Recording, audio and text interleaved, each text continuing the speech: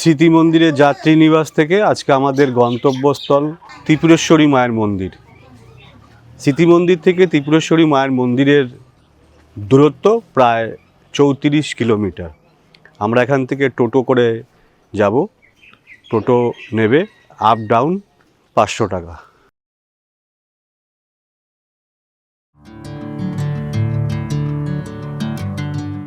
এই স্মৃতি মন্দির থেকে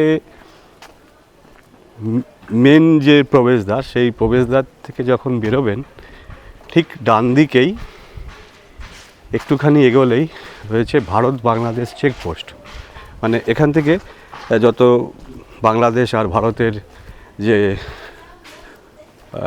মালপত্র, যে লরি বা আরও আদার্স গুডস নিয়ে যায়, সেগুলো এখানে চেক হয়। সেইটাও একটুখানি আপনাকে দেখিয়ে দেবো আপনাদেরকে। স্মৃতি মন্দিরের মেন প্রবেশদ্বার, এই প্রবেশদ্বার থেকে বাঁদিকে বিলোনিয়া স্টেশন, এদিকে গেলে বিলোনিয়া স্টেশন, আর এই দিকে হচ্ছে ভারত বাংলাদেশ সীমান্তের চেকপোস্ট। ওই দূরে আছে চেকপোস্ট। এখান থেকে ফেনী, মানে এই চেকপোস্ট থেকে ফেনী শহর 29 কিলোমিটার।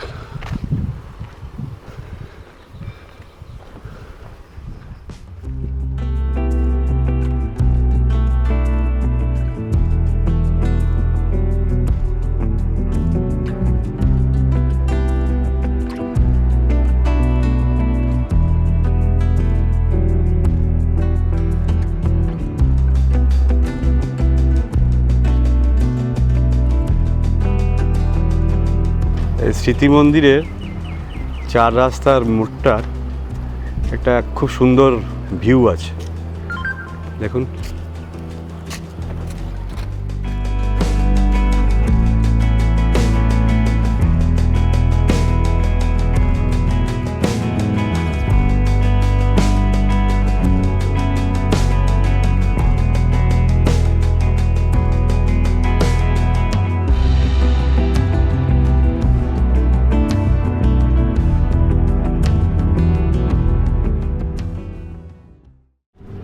আমরা টোটোয় করে মাতা মন্দিরের দিকে রওনা হয়ে গেছি।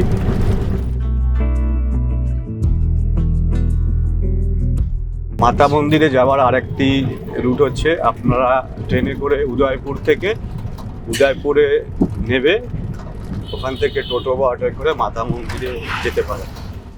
মাতা মন্দির যাওয়ার পথে পড়লো মুহুরী নদী। এই দেখুন, আপনাদেরকে নদীটা দেখাই অটো থেকেই। এই দেখুন, এটা হচ্ছে মুহুরী নদী।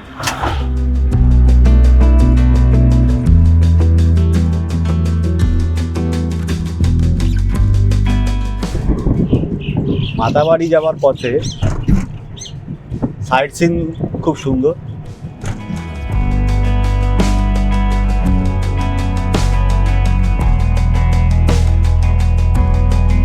এগুলো কি গাছ দাদা? রাবার গাছ।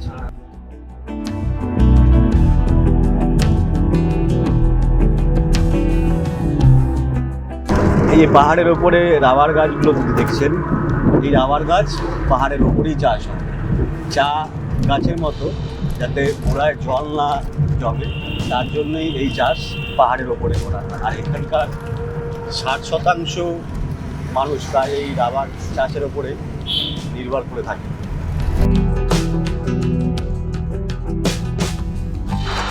মাতাবাড়ি যাওয়ার পথে আমরা নামলাম শ্মশানবাড়ি কালী মন্দিরে। দেবাদিদেব মহাদেবের মূর্তি, সঙ্গে রয়েছে পাশে মন্দির।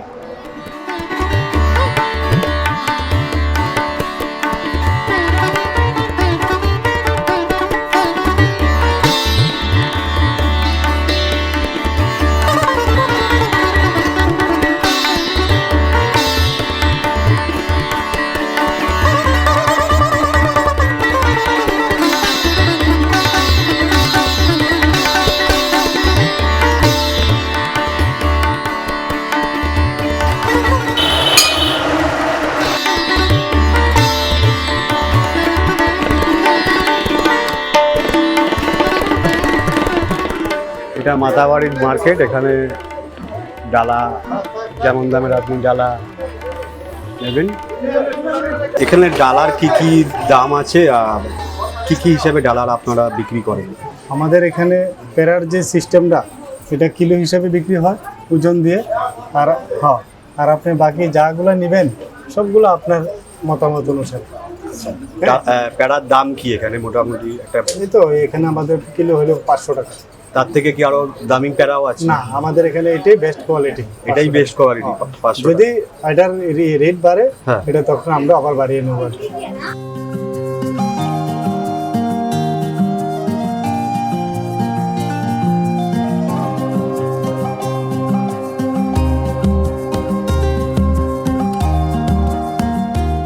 পাশে যে ঝিলটা দেখতে পাচ্ছেন এটা মাতাবাড়ি ঝিল। এখানে বড় বড় কাছিম আছে যাকে বলা হয় কচ্ছপ। এই কচ্ছপেরও একটা বড় ঘটনা আছে, এই দেখুন।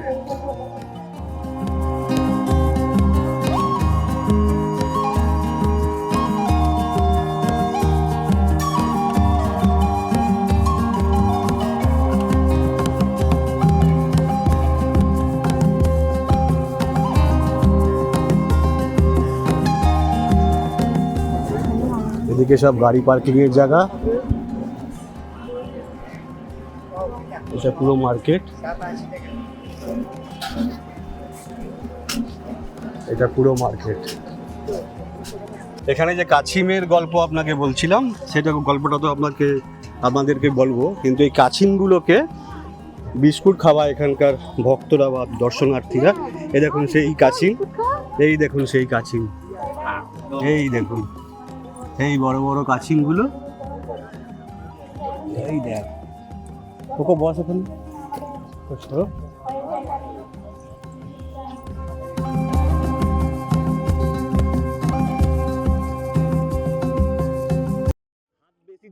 দিবি না কিন্তু, দেখবে আঙ্গুল না ধইরা ফেলে, আঙ্গুল ধইরা ফেললেই ব্যাস মুশকিল।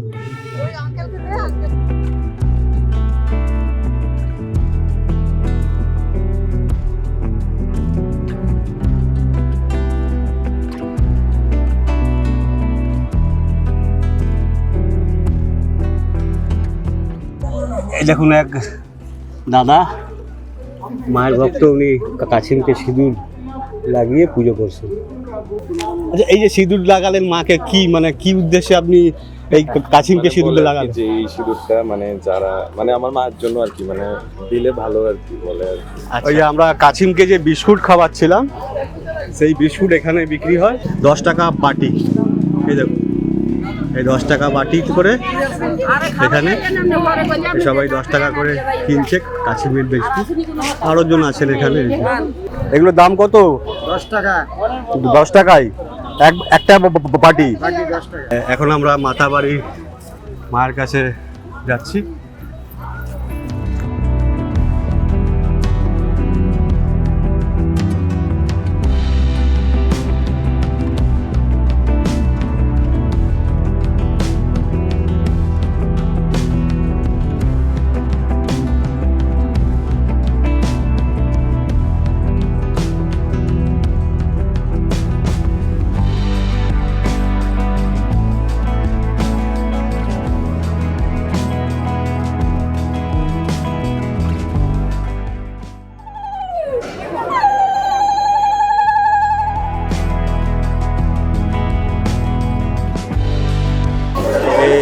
এইটা হচ্ছে পাঠা বলি দেবার ঘর, পাশেই রয়েছে বাবার মন্দির।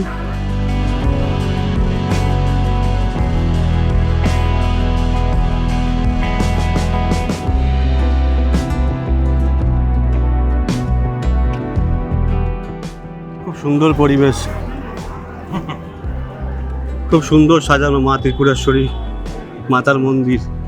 এটা নিচে দেখুন কি সুন্দর। একটা ফল গাছ জানি, হ্যাঁ, খুব সুন্দর। বিশ্রাম করার জন্য দুদিকে দুটো সেট করা আছে, একটা ওইদিকে একটা এইদিকে।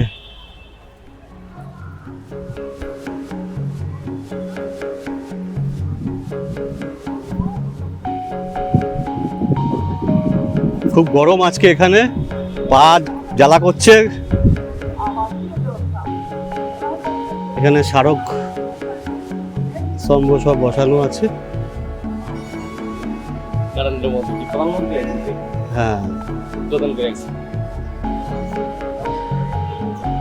এছাড়া মেইন রোড এই দিকে এটাও মেইন গেট। আচ্ছা, বুঝতে পারলাম।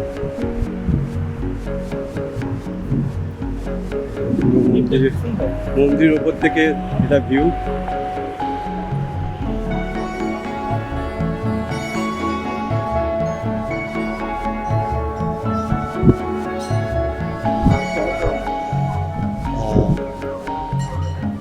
মেঘলা ওয়েদার, মাঝে মাঝে রৌদ্র উঠছে, আবার মেঘ করছে,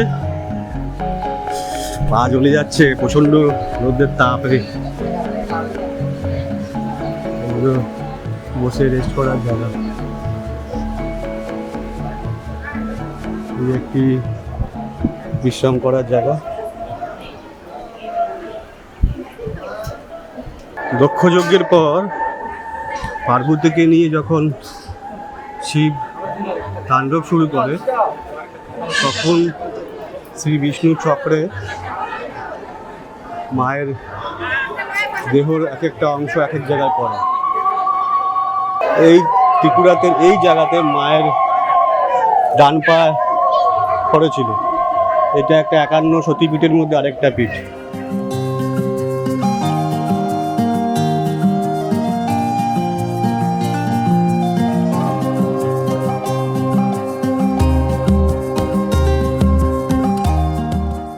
ত্রিপুরার ইতিহাস অনুযায়ী 1501 খ্রিস্টাব্দে রাজা ধন্যমাণিক স্বপ্নাদিষ্ট হয়ে এই মন্দির প্রতিষ্ঠা করেছিল।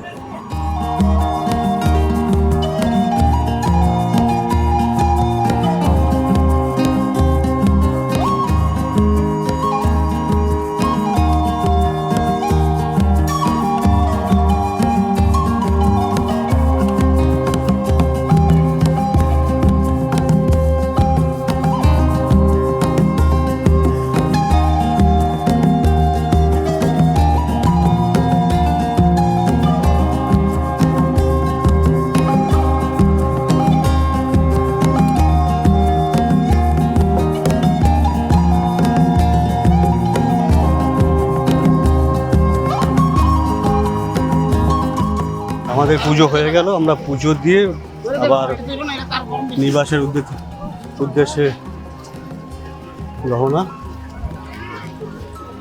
আপনাদের ওই কাছিমের যে ঘটনা বলছিলাম, সেই কাছিমগুলোর ঘটনা হচ্ছে, এখানে যে কাছিমগুলো থাকে বা কচ্ছপগুলোর মুখের কথা অনুযায়ী এই কচ্ছপগুলো যখন নিজেরা বোঝে যে তাদের মৃত্যুর সময় হয়ে গেছে, তারা মায়ের মন্দিরের সামনে গিয়ে নিজের প্রাণ ত্যাগ করে। এই মায়ের মন্দিরে সিঁড়ি আরেকবার দেখিয়ে দিলাম।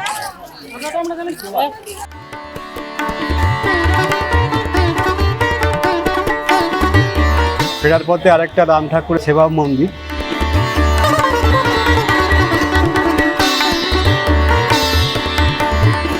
শ্রী ঠাকুর রামচন্দ্র সেবা মন্দির। স্মৃতি মন্দির থেকে কিছুটা দূরেই 5 মিনিট। এটা আরেকটা ঠাকুরের স্মৃতি সেবা মন্দির।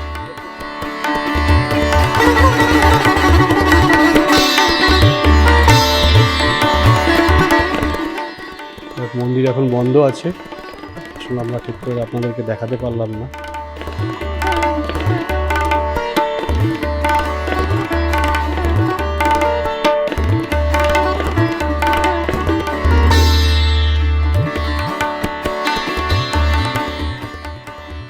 এদিকে আছে মহন্ত নিবাস, এটা বিদয়ী মহন্ত মহারাজদের কক্ষ। এখানে যাত্রী নিবাস থাকার ব্যবস্থা এখানেও আছে। এটা অফিস গৃহ, এটাও অফিস গৃহ। এটা যাত্রী নিবাস, এটাও যাত্রী নিবাস। ওদিকেও যাত্রী নিবাস, সব যাত্রী নিবাস আছে। চলুন আমরা এবার স্মৃতি মন্দিরের উদ্দেশ্যে আবার রওনা হই।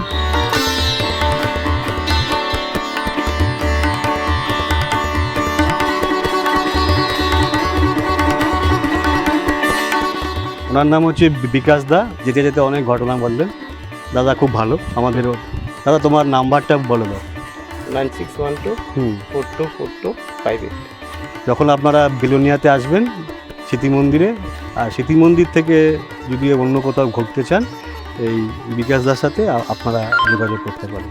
ধন্যবাদ দাদা আপনাকে অনেক। আরেক ভাই আমাদের সাথে ছিলেন, আপনার নাম? মিঠুন চক্রবর্তী। আরে বাবা, নামটা খুব সুন্দর, মিঠুন চক্রবর্তী। তো এই মিঠুন চক্রবর্তী ভাই, ইনিও আমাদেরকে মাতা মন্দিরে ঘুরিয়েছেন, ইনিও খুব ভালো। ঠিক আছে, থ্যাংক ইউ।